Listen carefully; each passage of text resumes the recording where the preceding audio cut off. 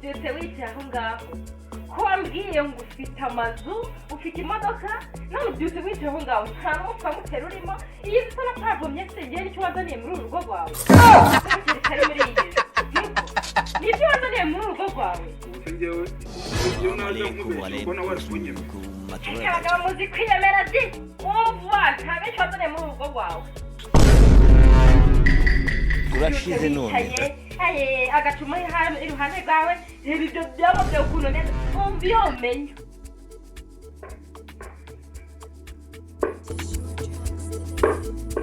ubwo ngubwo ushyize mu gaciro reba nawe ahantu nagukuye ukuntu wari umeze mwabiriya bihungu byari bishinyitse amenyo ubwo siyo